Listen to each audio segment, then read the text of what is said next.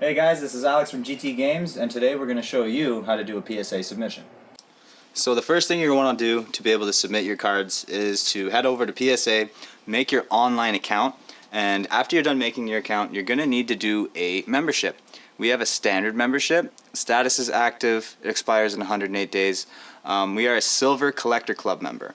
Now, you don't need to be a Silver Collector member to be able to submit. You just need to have some sort of paid membership. So that's just one of the benefits to going through and getting your grades done with a store like us. So once you have your membership details and everything like that confirmed and you're all set up to submit to PSA, the next step is going to be going up to the top right by the account logo and clicking submit.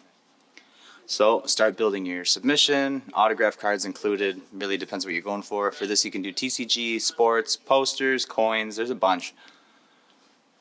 Okay, so first thing it's going to show is some of your recent submissions. What we're going to want to do here is obviously do a new submission. Now, first you're going to want to decide what kind of submission you're going to be doing. As I said, there's trading cards, oversized cards, coins and pins, packs, tickets, Funko Pops, and Funko Pop FASC. So, we're going to do trading cards today. So we're going to be doing regular grading. There's a dual service with an autograph, but none of these have autographs. There's also reviews for items that are previously graded that might be worth a higher grade than what you've gotten. So say you send in something that you think is a 10 and it comes back a 6. Well, you do the review, you pay for the review, you send it back in, and they see if the 6 is justified or not. And they will bump it up accordingly if at all. Then there's the crossover, items graded by other companies that you want regarded into a PSA holder. So you get a PSA 10 from MNT, but you don't like MNT, you want to do PSA. So you send in that slab and they'll go ahead, deconstruct it, and they'll give it the grade that they feel it is. And then there's obviously a reholder. You ever break any of your PSA slabs or anything like that, you select the reholder service and they will re-slab your card for you. So we're going to be going with standard grading today. Select and continue. Now, trading card game, TCG, and non-sports bulk. So you're going to want to make sure that you're getting the correct service for what you are going to be doing. So there's a March Express special. There's all these specials all the time. There's different prices. If you're a real baller, you can go premium 10, $8,000 a card. But what we're going to be doing today is they don't have any specials going, so we're going to be just doing the trading card game, TCG, and non-sports bulk, and that's going to be $15 USD per card. So we're going to select this, 45 business day return time. Now, you need to identify your collectibles. So, for the first one here, let's start off with a good old Mew EX SIR from Paldean Fates. Beautiful artwork, gotta love these cards. So, you're going to want the card number and the name of the card as well as the set. So, you can start it off by going, the card number is 232 out of 091. We'll see if it pops up right here. It doesn't. So, we're going to want to go Mew EX. Let's see what pops up here. So we'll search by year.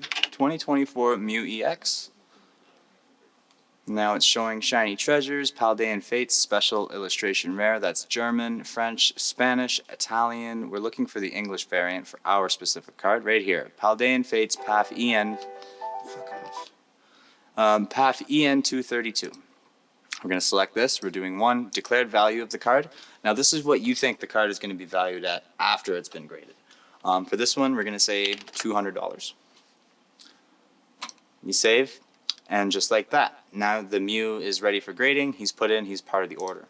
Let's do another one now. Let's try the Millennium Falcon. It's right here, 2024 Star Wars Unlimited Sparks of Rebellion 455 is the card number, Millennium Falcon, piece of junk, hyperspace foil. So this is the correct version that we were looking for. That one again, we're going to value at 200. So I'll go ahead and add the rest of these and we'll be right back. Alright guys, so once you're done finding all of the cards that you need in the database and adding them to your cart for the submission, it should look something like this. Obviously it'll vary whenever it is your entry because you're going to have different cards. But this is the end of it here. So now we're going to go proceed to checkout. As you can see, that's 419 USD estimated total because the insured return shipping is 79 at a minimum. That's why you just send one card on your own. You're going to be paying higher than $14.99 USD because this is a bulk submission, and not only that, Whenever you send one, I believe it's $25, and then you pay the $79.99 shipping. And this doesn't include shipping on the way there, guys. This is only the return. So there's still another cost of going to Canada Post and paying to send the cards first. So, in all, that's why we charge $39 per card. Just for anybody who's curious. So, once you're there in the after service, you have the option to either send them to the vault or you can have them shipped back to me. Obviously, we want to have these cards back. Return address, not important. Okay, so phone number, 884, blah, blah, blah. You don't need to know that anyways. We're going to be going with the insured shipping. You could also use FedEx if you have your own customer account, which we do not. And yeah, so we are now going to review order. You're going to be brought to another screen here, and this is going to be to print your submission forms and labels. These submission forms do need to be filled out by the customer, and they do need to be, or the sender, whoever's sending it has to fill these out, and they do need to be completed and put inside the package for PSA to review whenever they receive it, so they know what shipment they have and all the details. There is a customer copy, but all of that will be learned just by reading it. The last thing that I need to urge you guys is once everything's packed up and it's ready to go, you're going to see the submission ID label. Now, this is what PSA uses to scan in whenever they get the package, and this is how they identify if they've received your order or not before even opening the box. So this goes on the outside of the box and just clear tape over it. You don't want to cover it in any way, so they can easily just barcode scan it. And yeah, guys, we'll see you in a minute, and they'll show you how to prep the cards.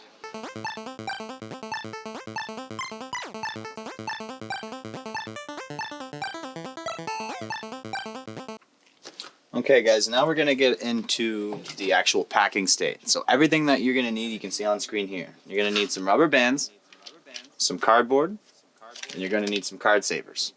You also are going to need some sleeves too, but for this video, we don't really need to show a demo of that just because all these cards are already in sleeves. So let's get started with the Emperor himself, Mr. Palpatine. This one isn't a one-touch, and I'm pretty sure PSA does accept one-touches for submissions.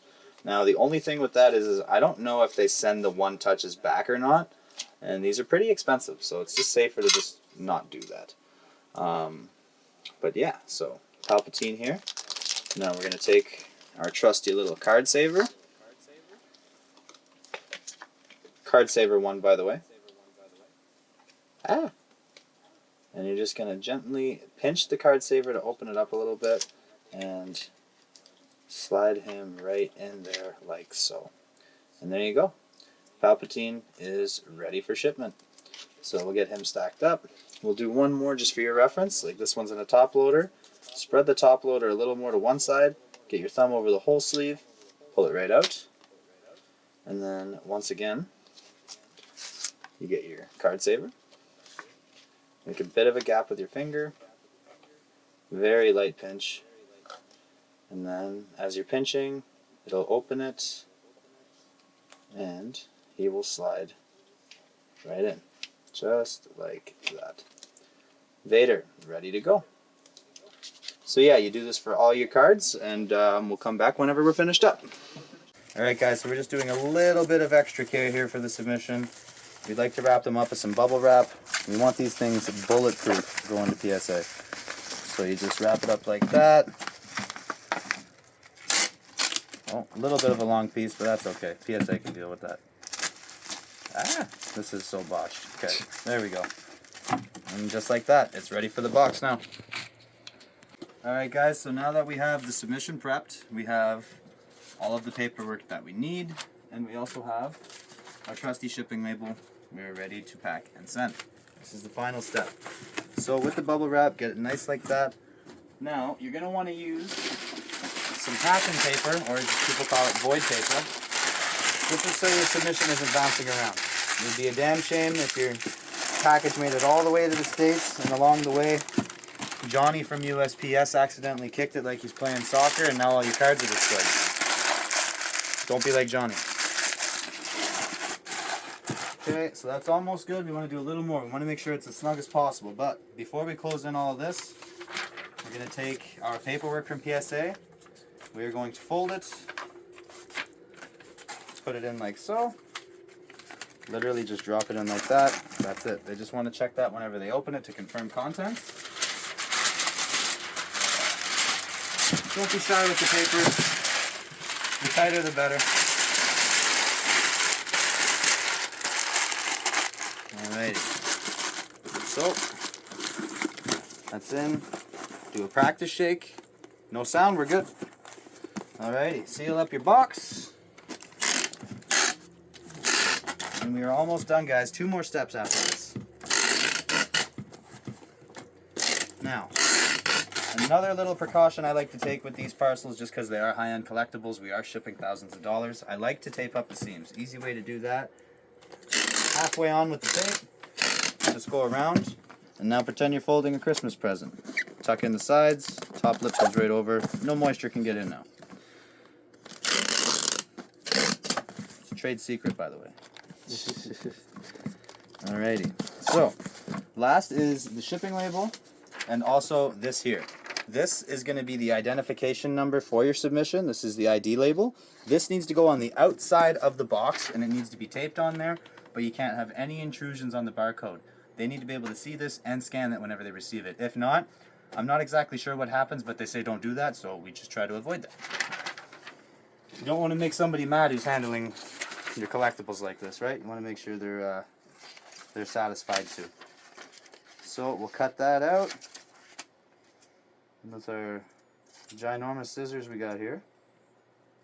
And honestly, best place to put it, I like to just put it right on the side. Just get a little piece of tape. Cover that. Now clear as day, they can scan it and identify the package whenever it arrives. Lastly, cut out your shipping label. Got to be a little more accurate with these ones. They hold a lot of information. Right there, perfect cut as usual. Alrighty. So we'll take off a little bit on the sides. Makes our life easier whenever we want to add it onto the box. So now, their labels are a little bit bigger than your average ones, so you're going to want to get long pieces of tape. Start on one edge, just like that. Make sure it's nice and tight, and now just keep going and overlapping it. And we'll come back to you whenever we're done.